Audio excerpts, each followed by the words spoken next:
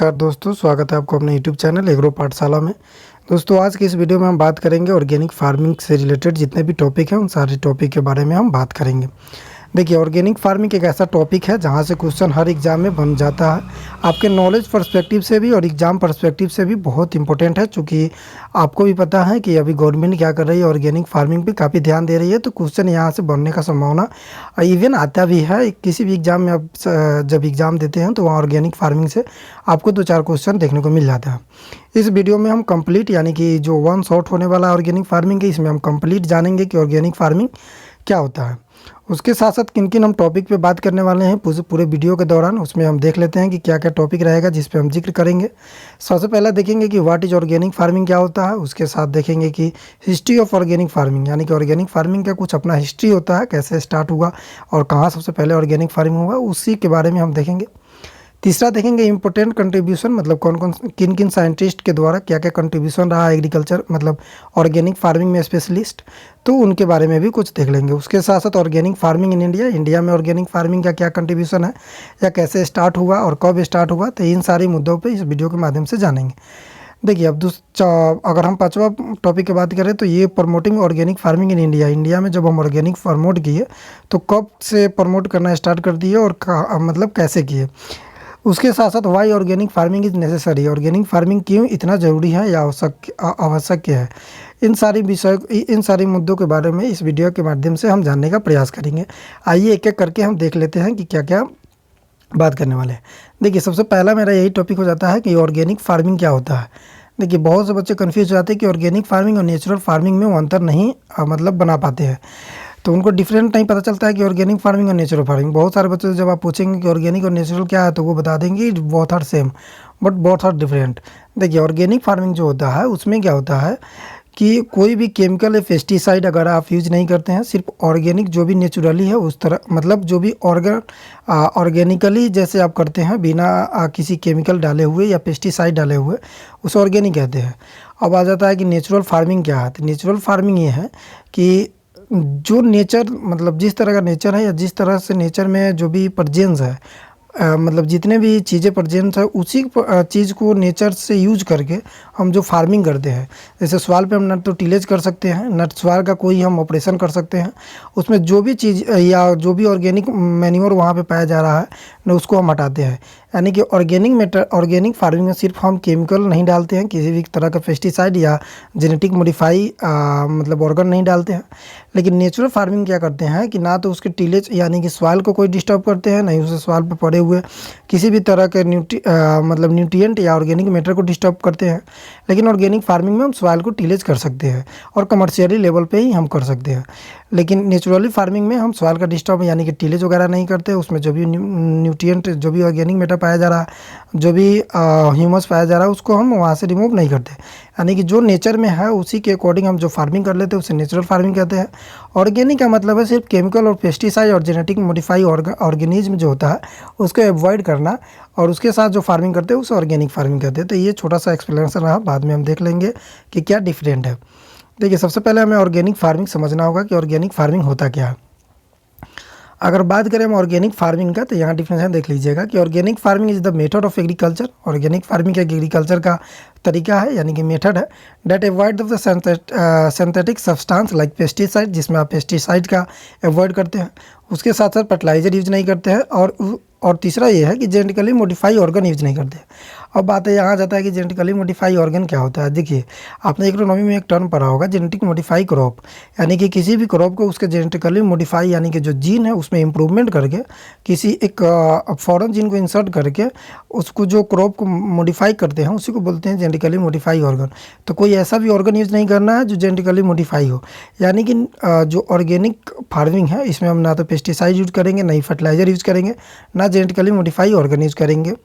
उसके साथ organic farming जो होता है, organic farming is the use of the natural substance, जो भी नेचुरल सब्सटेंस मिल रहा है उसका हम यूज़ करेंगे process to produce food, and it can be मतलब जो भी हम नेचुरल सब्सटेंस के यूज करके हम ये फूड को प्रोडक्शन करने का प्रयास करेंगे।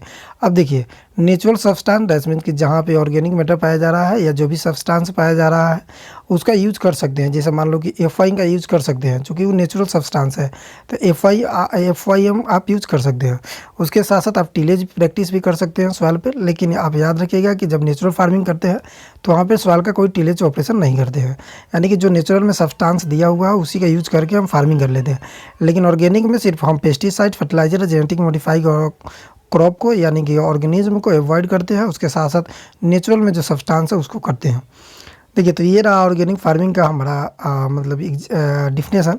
उसके साथ साथ थोड़ा सा ऑर्गेनिक फार्मिंग डिफिनेशन जानने के बाद हमें हिस्ट्री जानना पड़ेगा कि कैसे ऑर्गेनिक फार्मिंग का हिस्ट्री स्टार्ट हुआ। देखिए ऑर्गेनिक फार्मिंग इंडिया सबसे पहले अगर हम बात करें तो इंडिया से ही स्टार्ट हुआ है। इंडिया से स्टार्ट यानी कि जैसे ही आप एशियंट हिस्ट्री में जाते हैं तो वहाँ से ही इंडिया मतलब एग्रीकल्चर में स्टार्ट हो गया ऑर्गेनिक फार्मिंग। लेकिन होता क्या है कि जब ऋषि मुनि वगैरह सब ऑर्गेनिक फार्मिंग ही करते थे, पहले तो उतना केमिकल वगैरह होता नहीं था। लेकिन जब यूरोप के एक साइंटिस्ट थे जिनका नाम है एल्बर्ट हॉवर्ड, इन्होंने अपना टर्म दिया मतलब इन खोजा और ऑर्गेनिक फार्मिंग सबसे पहले इन्होंने किया। इसलिए हम ऑर्गेनिक फार्मिंग का अगर फादर बोलते हैं तो एल्बर्ट हॉवर्ड को बोलते हैं। देखिए फर्स्ट टाइम जो ऑर्गेनिक फार्मिंग है यूरोप में किया गया था। देखिए अब पहले हमारे यहाँ किया गया था, लेकिन डॉक्यूमेंट्री जो होगा वही हम मानेंगे। तो जो डॉक्यूमेंट कहेगा उसी तरह मानेंगे। ऐसा तो है नहीं कि हम बोल देंगे कि इंडिया में पहले से ही हुआ आते जा रहा है मतलब होते आ रहा है तो हम मान लेंगे, जो डॉक्यूमेंट पे लिखा हुआ उसको नहीं मानेंगे। तो डॉक्यूमेंट्री जो प्रोसेस होता है उसको मानते हैं और एग्जाम में जो भी क्वेश्चन आता है वो डॉक्यूमेंट्री प्रोसेस से आता है, ना कि अथेंटिकली प्रोसेस आता है। देखिए ऑर्गेनिक फार्मिंग जो सबसे पहले यूरोप में किया था, कब किया था? 1913 में, यानी कि 1930 में ऑर्गेनिक एग्रीकल्चर ही स्टार्ट किए थे। किनके द्वारा स्टार्ट हुआ था? तो एल्बर्ट हॉवर्ड द्वारा, जो ब्रिटिश एग्रोनॉमिस्ट थे, यानी कि यूके के थे, यूनाइटेड ऑफ किंगडम, ब्रिटिश के थे। और एल्बर्ट हॉवर्ड इनका नाम था और एग्रीकल्चर एग्रोनॉमिस्ट थे। तो इन्होंने सबसे पहले एग्रीकल्चर ऑर्गेनिक जो होता है, ऑर्गेनिक फार्मिंग होता है, ये स्टार्ट किया हुआ। इन्हीं के द्वारा मतलब ऑर्गेनिक फार्मिंग स्टार्ट किया गया था। अब देखिए जो टर्म ऑर्गेनिक फार्मिंग होता है, अब देखिए टर्म और स्टार्ट से क्या मतलब है। जैसे आपने पढ़ा होगा ग्रीन रेवोल्यूशन का मतलब ग्रीन रेवोल्यूशन के फादर की अगर हम बात करें तो आप इंडिया में देखते होंगे कि एम.एस. स्वामीनाथन जी को बोलते हैं, वहीं वर्ल्ड में बोलते थे एन.ई. बोरलॉग साहब बोलते हैं। लेकिन जो टर्म ग्रीन रेवोल्यूशन है वो तो विलियम गार्ड ने दिया था। उसी तरह जो होता है टर्म ऑर्गेनिक फार्मिंग जो सबसे पहले दिया था वो लॉर्ड नॉर्थ बोर्निंग ने दिया था। किस बुक में? तो लुक टू द लैंड, यानी कि लुक टू द लैंड एक बुक है इनका। ये साइंटिस्ट का नाम क्या है? देखिए जो फर्स्ट ऑर्गेनिक फार्मिंग जो दिया गया था ये लॉर्ड नॉर्थ बोर्निंग के द्वारा दिया गया था। इनका जो बुक है वो लुक टू द लैंड, यानी कि जो लुक टू द लैंड है 1940 में सबसे पहले इस टर्म को डिस्क्राइब किया गया था वहाँ पे इस बुक में, लुक टू द लैंड। कितने में? तो 1940 ईस्वी में। तो आप ईयर भी याद रखेंगे। सबसे पहले 1930 में एल्बर्ट हॉवर्ड साहब ने एग्रीकल्चर ऑर्गेनिक फार्मिंग का स्टार्ट किया था। लेकिन जो ऑर्गेनिक फार्मिंग टर्म है, ऑर्गेनिक फार्मिंग टर्म ये किसने दिया? ये दिया था लॉर्ड नॉर्थ बोर्निंग ने। कौन सा book? Look and the land में 1940 ईस्वी में। तो ये याद रखेंगे कि टर्म किसने दिया और सबसे पहले कितने स्टार्ट किया था। देखिए हिस्ट्री में ही अभी अगर हम बात कर रहे हैं, अभी हिस्ट्री चल रहा है, तो हिस्ट्री में देखें तो 1924 में ऑस्ट्रेलिया के जो फिलोसफर थे डॉक्टर स्टेनर, उन्होंने क्या किया था? बायोडायनेमिक फार्मिंग सबसे पहले मतलब किया हुआ था। 1924 में ही इन्होंने बायोडायनेमिक कर दिया था। बायोडायनेमिक फार्मिंग क्या होता है? बायो मतलब होता है लिविंग, डायनेमिक मतलब जो नेचुरली पाया जा रहा है उसमें जो लिविंग ऑर्गेनिज्म का हम यूज़ करके जो फार्मिंग करते हैं उसको हम बोलते हैं बायोडायनेमिक फार्मिंग। तो उन्होंने सबसे पहले बायोडायनेमिक 1924 में स्टार्ट कर दिया था, ऑस्ट्रेलिया का फिलोसफर थे। लेकिन 1930 में एल्बर्ट हॉवर्ड ने सबसे पहले ऑर्गेनिक फार्मिंग स्टार्ट किया था। लेकिन ऑर्गेनिक टर्म किसने दिया था? तो 1940 में, जैसे हमने पीछे आपको बताया कि 1940 में लॉर्ड नॉर्थ बोर्निंग साहब ने 1940 में लुक टू द लैंड में सबसे पहले ऑर्गेनिक फार्मिंग का टर्म दिया था। तो ये तीनों चीज़ याद रखेंगे कि टर्म किसने दिया? बायोडायनेमिक के फादर। और इसी मतलब इन्होंने जब बायोडायनेमिक के बारे में जब आइडिया दिया तो इसीलिए इनको हम फादर ऑफ बायोडायनेमिक ही बोलते हैं। तो अगर आपसे क्वेश्चन पूछ दिया जाए कि फादर ऑफ बायोडायनेमिक क्या किसे कहते हैं तो आपको आंसर देना होगा डी.आर. यानी कि डॉक्टर स्टेनर साहब को फादर ऑफ बायोडायनेमिक कहते हैं। बायोडायनेमिक क्या है? यानी कि बायो मतलब जो होता है लिविंग और डायनेमिक मतलब होता है जो नेचुरल सब्सटेंस है उसमें लिविंग ऑर्गेनिज्म का यूज़ करके जो फार्मिंग हम करते हैं उसे बायोडायनेमिक फार्मिंग कहते हैं। उसके बाद धीरे धीरे जब ये स्टार्ट किए तो ये सारे कंट्री में धीरे धीरे डिस्ट्रीब्यूट हो गया और उसके बाद ऑर्गेनिक फार्मिंग होना स्टार्ट हो गया सारे कंट्री में। अब देखिए ऑर्गेनिक फूड प्रोडक्शन जो एक्ट है वो 1990 ईस्वी में आया। ऑर्गेनिक फूड प्रोडक्शन एक्ट का मतलब क्या है कि जो भी आप ऑर्गेनिक फार्मिंग प्रोडक्शन देंगे या करेंगे तो आप मार्केट में बेचेंगे तो उसके लिए कोई सर्टिफाई होगा ना भाई। अगर जैसे आप एग्जांपल समझिए, आप जाके कहेंगे कि हम डॉक्टर हैं तो बहुत से लोग विश्वास नहीं करेंगे, लेकिन जैसे आप डॉक्यूमेंट दिखाएंगे, उसको अप्रूवल दिखाएंगे कि हम यहाँ से पढ़ के आए हैं और डॉक्टर है, तो वो बिलीव कर लेंगे। उसी तरह होता है ऑर्गेनिक फूड प्रोडक्ट का एक एक्ट आया 1990 ईस्वी में। एक इसलिए आया कि जो भी ऑर्गेनिक फूड प्रोडक्ट होगा उसको ऑथराइज़ किया जाएगा और वो जब मार्केट के लिए सेल होगा तो ये ऑथराइजेशन का टैग लगा होगा, इसीलिए तब जाके वो मार्केट में सेल हो सकता है कि हाँ ये जो ऑर्गेनिक है ये फुली ऑर्गेनिक फूड है। उसके साथ साथ अगर हम थोड़ा सा देख लें कि इम्पोर्टेंट कंट्रीब्यूशन जो भी साइंटिस्ट रहा है, यहाँ से देखिए इस सिंगल स्लाइड से बहुत क्वेश्चन बन जाएंगे। जितने क्वेश्चन है मतलब जितने टॉपिक यहाँ दिया हुआ है इन सारे क्वेश्चन कभी ना कभी किसी भी एग्जाम में पूछा गया।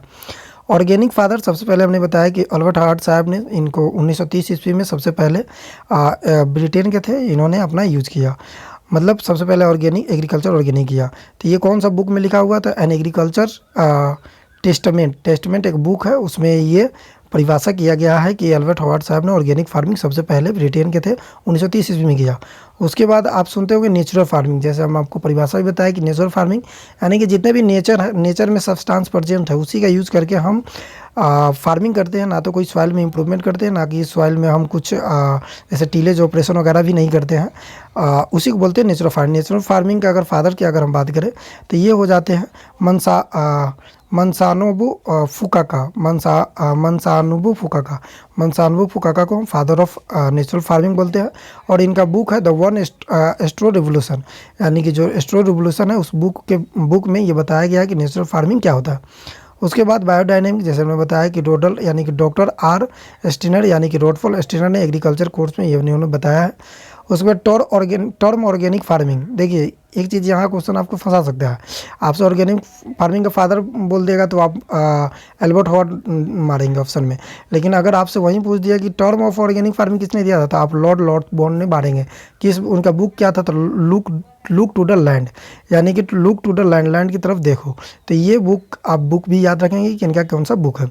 उसके बाद रीजनरेटिंग एग्रीकल्चर रॉबर्ट रोडल साहब ने किया था, उन्होंने बेसिक बुक ऑफ ऑर्गेनिक के बारे में बताया था। ये जो इंपॉर्टेंट कंट्रीब्यूशन था इसको आप ध्यान में रखेंगे और इसके साथ साथ थोड़ा सा रिलेट भी कर लेंगे कि इनका फादर क्या है, इसे याद कर लेंगे क्योंकि यहाँ से क्वेश्चन वन लाइनर या ऑब्जेक्टिव फॉर्म में देखने को मिल जाता है। अब उसके साथ बात करते हैं कि ऑर्गेनिक फार्मिंग इन इंडिया। देखिए ऑर्गेनिक फार्मिंग तो हम ओवरऑल देख लिए, लेकिन इंडिया में ऑर्गेनिक फार्मिंग कब हुआ और किस तरह से स्टार्ट हुआ? तो इंडिया में भी ऑर्गेनिक फार्मिंग 1930 में अल्बर्ट हॉवर्ड साहब ने, जो ब्रिटिश एग्रोनॉमिस्ट थे, उन्होंने नॉर्थ इंडिया के किसी लोकल विलेज में ये प्रैक्टिस किया हुआ था। मतलब उन्होंने ग्रो किया ऑर्गेनिक फार्मिंग को, फार्मिंग किया गया।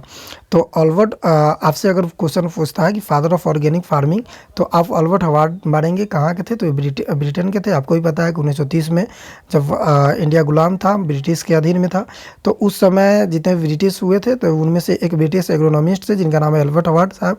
वो एक नॉर्थ इंडिया के विलेज में, छोटा सा विलेज में प्रैक्टिस किए ऑर्गेनिक फार्मिंग में, इसलिए इनको ऑर्गेनिक फार्मिंग का फादर भी बोला जाता है। देखिए ऑर्गेनिक फार्मिंग अगर इंडिया में देखें तो इंडिया में स्टार्ट हो गया 1966 से 67 से ही, क्योंकि उस समय ग्रीन रिवोल्यूशन आया था। आपको ही पता है कि जब हमारे देश में फूड इनसिक्योरिटी में था तो 1966 और 67 के बाद हमने ग्रीन रिवोल्यूशन 66 और 67 में ग्रीन रिवोल्यूशन स्टार्ट किया फूड सिक्योरिटी को बढ़ाने के लिए। उस समय जब फूड सिक्योरिटी बढ़ाने के लिए तो वहाँ पे केमिकल, पेस्टिसाइड और जेनेटिक मॉडिफाई ऑर्गेनिज्म का बहुत सारे यूज़ किए, जिसका हमें डिसएडवांटेज भी देखने को मिला। डिसएडवांटेज क्या है? तो सॉइल का फर्टिलिटी रेट खत्म हो गया, पॉल्यूशन ज़्यादा हो गया, और उसके साथ साथ ग्लोबल वार्मिंग जो भी इफेक्ट हो रहा है वो आप देख ही रहे हैं। तो इसी समय से हमारा जो मतलब जो भी जब ग्रीन रिवोल्यूशन जैसे समाप्त हुआ तो हमने फोकस किया, यानी इंडिया वाले फोकस किए ऑर्गेनिक फार्मिंग की तरफ। अब क्या क्या फोकस हुआ, क्या क्या प्रयास रहा, उनके बारे में देख लेते हैं।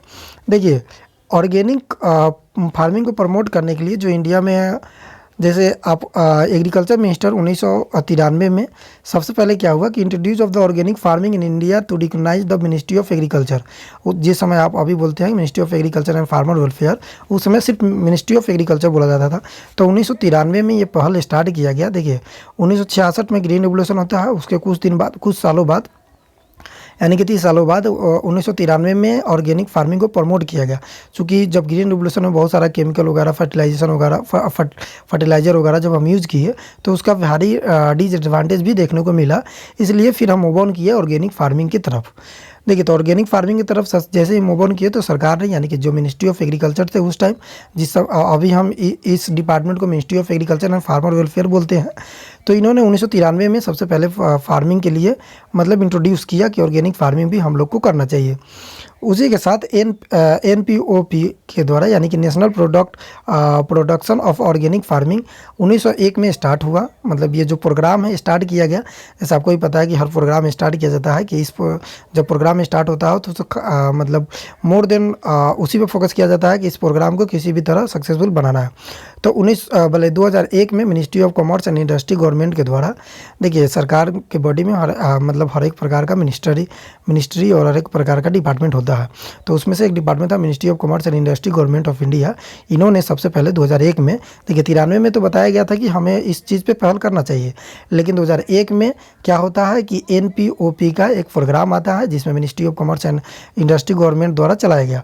1901 में न्यू रूल लाया गया जिसमें बताया गया कि हमें ऑर्गेनिक की तरफ बढ़ना चाहिए, और उसके साथ साथ ऑर्गेनिक लोगो भी रिलीज किया गया 2001 में ministry of commerce and industry government के द्वारा प्रोग्राम चलाया गया। उसके साथ साथ एक ऑर्गेनिक लोगो भी स्टार्ट किया गया। उसके बाद आप देखिए तो यहाँ लिखा हुआ है in the 5th 5-year plan. देखिए, आपको भी पता है कि पंचवर्षीय योजना हमारे यहाँ कम से कम 15-16 पंचवर्षीय योजना चला है, जिसमें से जो 10th पंचवर्षीय योजना था उसमें गवर्नमेंट ने सबसे पहले डिक्लेयर किया कि organic farming national priority area. मतलब इस देखिए पंचवर्षीय योजना क्या होता था कि हम एक टॉपिक डिसाइड करते थे कि इस टॉपिक पे 5 वर्षों में ज़्यादा ध्यान देंगे। तो यही जो 10th वर्षीय योजना था, इसमें हम ऑर्गेनिक फार्मिंग एक टॉपिक रखे, प्रायोरिटी एरिया रखे, जिसमें हम ऑर्गेनिक फार्मिंग को ज़्यादा बढ़ाएंगे। सिर्फ 5 साल हम ऑर्गेनिक फार्मिंग पे ही मतलब ध्यान देंगे। तो ये पंचवर्षीय योजना के द्वारा चलाया गया था। अब ऑर्गेनिक फार्मिंग किसके अंदर आता है? तो अपेडा के अंदर। अपेडा क्या है? तो agriculture processed and food product export department of development authority. ये इनका हेड क्वार्टर न्यू दिल्ली है। और कब इस्टेब्लिशमेंट होता है? तो 13 फरवरी 1986 का इसका इस्टेब्लिशमेंट होता है।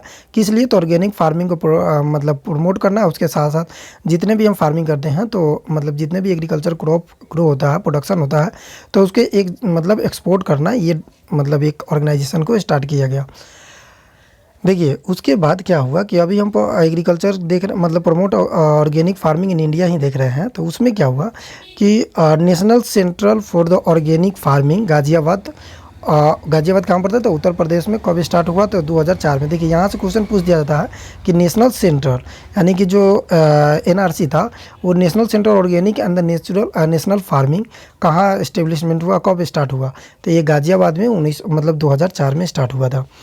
अब देखिए, अब जैसे जैसे प्रयास बढ़ते गया, समय बीतता गया, मतलब होता गया, उसी तरह जैसे समय आ गया 18 जनवरी 2016। जब 18 जनवरी 2016 की अगर हम बात करें, तो जो सिक्किम हमारा स्टेट है, वो फर्स्ट ऑर्गेनिक मतलब होली ऑर्गेनिक हो गया। टोटली जो ये स्टेट है, ये 18 जनवरी 2016 को अनाउंस कर दिया गया, डिक्लेयर कर दिया गया कि जो सिक्किम है, ये फुली ऑर्गेनिक फार्मिंग स्टेट हो गया। उसके साथ साथ बात करें सेकेंड ऑर्गेनिक स्टेट का, तो उत्तराखंड हो गया। उत्तराखंड कब हुआ? तो अप्रैल 2016 में, यानी कि इसके कुछ मंथ बाद 16 यहाँ 19 होगा, इसको थोड़ा आप देख लीजिएगा। मतलब 2019 में उत्तराखंड को सेकेंड ऑर्गेनिक स्टेट घोषित कर दिया गया। उसके साथ साथ आप लोग कमेंट में ये बताएंगे कि फर्स्ट UT जो है वो कौन सा है जो फुली ऑर्गेनिक फार्मिंग करता है। उसके साथ साथ एक इंस्टीट्यूट भी है सिक्किम में national organic farming institute Sikkim 2016 में इस्टेब्लिशमेंट किया गया। अब देखिए, Sikkim Holi organic farming state है, इसलिए वहाँ पे एक ऑर्गेनिक इंस्टीट्यूट को भी इस्टेब्लिशमेंट किया गया था। कब? जब ये सिक्किम होली ऑर्गेनिक मतलब फुली ऑर्गेनिक फार्मिंग स्टेट बना था, तो 2016 में ही इसको इस्टेब्लिशमेंट किया गया था। अब आ जाता है कि व्हाई ऑर्गेनिक फार्मिंग नेसेसरी, मतलब ऑर्गेनिक फार्मिंग क्यों जरूरी है, हम क्यों ऑर्गेनिक फार्मिंग पे इतना ध्यान देते गए, और 10th पंचवर्षीय योजना है उस पर हम ऑर्गेनिक फार्मिंग पर फोकस किए।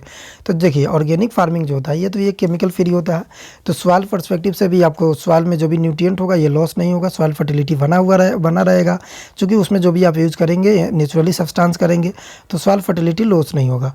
उसके साथ साथ क्रॉप मतलब पोल्यूट नहीं होगा। जब क्रॉप पोल्यूट नहीं होगा तो आपका शरीर और जो फिजिकल है वो केमिकल केमिकल और बायोलॉजिकल सारा सॉइल प्रॉपर्टी हेल्दी रहेगा। उसके साथ साथ क्या होगा, जब भी जो भी प्रोडक्ट उससे हमें आउटपुट मिलेगा वो जब हम खाएंगे तो हमारा हेल्थ भी, मतलब जो हमारा हेल्थ है ये भी स्वस्थ रहेगा। तो ये चीज़ें हैं। अब एक एक करके देख लेते हैं कि क्या क्या पॉइंट है जो जिसके पर्सपेक्टिव से हम ऑर्गेनिक फार्मिंग को नेसेसरी बोलते हैं। देखिए, सबसे पहले तो ये sustainable and the eco friendly technology है। सस्टेनेबल का मतलब होता है, देखिए, एक होता है सब्सिस्टेंस फार्मिंग, एक होता है सस्टेनेबल। सब्सिस्टेंस का मतलब होता है कि ऐसे फार्मिंग जो सिर्फ अपने कंजप्शन के लिए, फार्मर सिर्फ अपने कंजप्शन के लिए फार्मिंग करता है, उसे सब्सिस्टेंस फार्मिंग कहते हैं। लेकिन सस्टेनेबल फार्मिंग ऐसे फार्मिंग जो इन्वायरमेंट के देखते हुए कि कुछ ऐसा फार्मिंग करे जिसमें हमारा इन्वायरमेंट खराब, मतलब इन्वायरमेंट खराब ना हो, पोल्यूट ना हो, और इन फ्यूचर जनरेशन जो भी है उसके लिए सॉइल का फर्टिलिटी और इन्वायरमेंट का मतलब जो भी है नेसेसरी बना रहे। तो ये sustainable and ecological friendly technology है। इसमें क्या होता है कि quality and nutrition value from the farm food, जो भी प्रोडक्ट आप आते हैं उसमें क्वालिटी भी बढ़िया रहता है, उसके साथ साथ न्यूट्रिशन वैल्यू भी बढ़िया होता है। उसके बाद encourages sustainable life stock of the producer as well as of the safeguard consumer of the health. यानी कि वही कह रहा है कि जब आप ऑर्गेनिक फार्मिंग करते हैं तो जो सस्टेनेबल लाइफ स्टॉक है वो भी सही रहता है, उसके साथ साथ जो भी प्रोडक्शन मिलता है तो हम जो कंज्यूम करते हैं तो हमारे हेल्थ के लिए भी मतलब हेल्पफुल रहता है। Improvement is the physical and the chemical and biological health of the soil. यानी कि सॉइल का जो भी प्रॉपर्टी होता है, ये फिजिकल, बायोलॉजी और केमिकल, ये भी हेल्दी ऑफ सॉइल होता है। Promote healthy use of the natural resources and the minimum all form of the pollution. यानी कि जब हम नेचुरल फार्मिंग करते हैं तो जब अगर केमिकल और पेस्टिसाइड और जेनेटिक मॉडिफाई ऑर्गन जब यूज़ नहीं करेंगे तो हमारा जो पोल्यूशन, मतलब जो हमारा जो इन्वायरमेंट होगा वो भी पोल्यूट नहीं होगा, और जो भी प्रोडक्शन आएगा वो न्यूट्रिशन वैल्यू से और क्वालिटी वैल्यू से हमें मोर देन इनफ होगा। उसके साथ साथ enhance and the sustain biology diversity. देखिए, हमारा डाइवर्सिटी यानी कि जैव विविधता, बायोडाइवर्सिटी भी बढ़िया रहेगा, बायोडाइवर्सिटी भी बना रहेगा। आप जानते हैं कि ज़्यादा हम फर्टिलाइज़र यूज करने से क्या हो रहा है कि सॉइल में जो भी फर्टिलिटी है ये धीरे धीरे लॉस होते जा रहा है। तो ये सारा हमारा वीडियो रहा जिसमें ऑर्गेनिक फार्मिंग के बारे में एक एक करके देखा कि ऑर्गेनिक फार्मिंग क्या है, इंस्टीट्यूट के बारे में देखा, उसके साथ साथ कौन सा स्टेट है जो ऑर्गेनिक फार्मिंग है।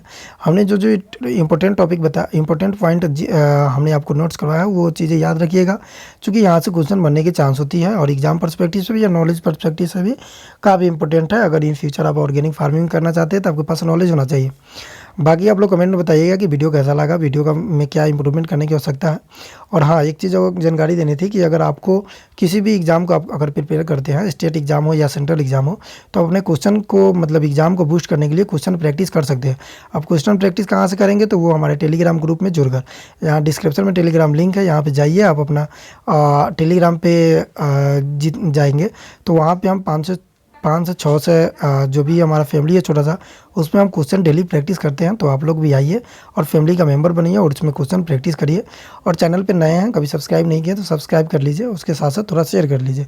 मिलते हैं नेक्स्ट वीडियो में। और हाँ, जो भी वीडियो आपको चाहिए आप अपना कमेंट में पिन कर दीजिए, यहाँ पे उस पर हम वीडियो बना देंगे, या किसी भी टॉपिक से रिलेटेड आपको डाउट है तो आप बता सकते हैं, हम डाउट भी क्लियर कर देंगे, पिन कर देंगे। मिलते हैं अगले वीडियो में, जब तक के लिए